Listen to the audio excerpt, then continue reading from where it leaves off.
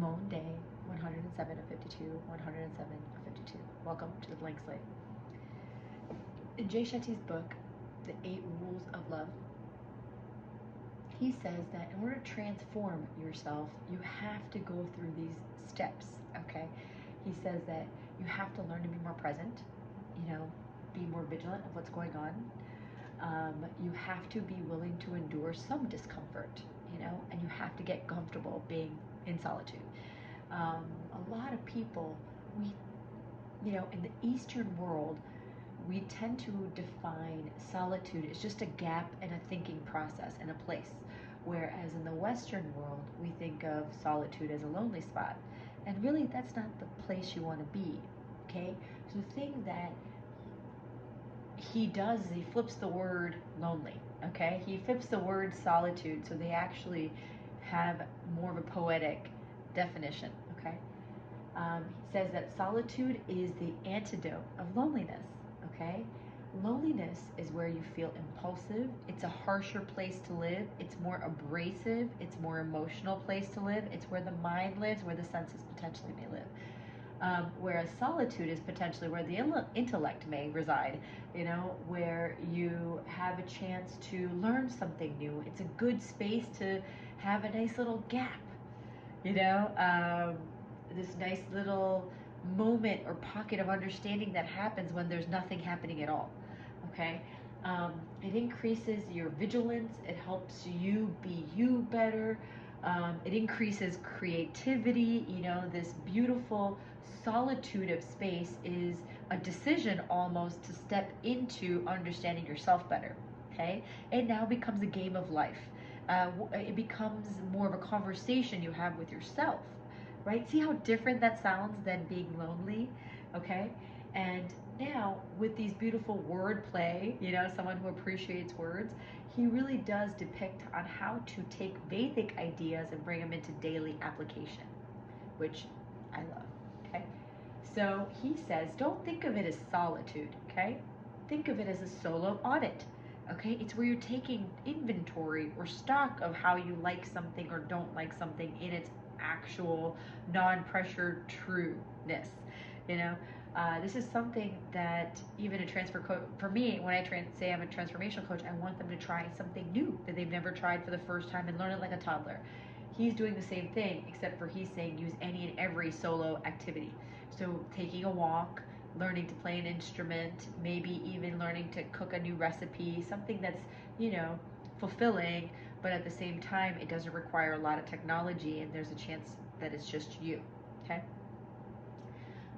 And during this time, the beauty is you learn to become more comfortable being still because you become more of a first-time learner, right? Just like a toddler would learn how to paint for the first time. They're all encompassed in it, right? Their hands are all nasty and dirty, and there's like paint on their face and their teeth, and their hair, and you just everywhere. And that's what you do. You actually experience all of it when you have that toddler, the new beginner mindset. I don't know if you guys have been following for a while. We talked about that in the past. It's important to have a beginner mindset. That's how you keep your brain young. That's how you challenge it as well. Okay. So according to the book, he says 3 huge impeders of this practice of stillness and this practice of, peaceful silence, if you will, seems to be conversation, flirtation, and expectation, right? Those 3 things, like the having a discussion with somebody else is now 50% about them and their energy and 50% your energy, right? So it becomes less about you, even just the presence of somebody else being around, I didn't even realize that. Flirtation, it's interesting because there's more of a sensual or sexual component about it, right? Where flirtation seems to confuse a lot of people because they have a hard time figuring out how much of their mind is working versus how much their intellect needs to work or is working, right? So that delicate dance between the two seems to be what that flirtation is.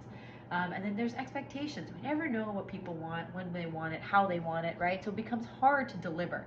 And it becomes hard for you to always feel like you have to appease other people.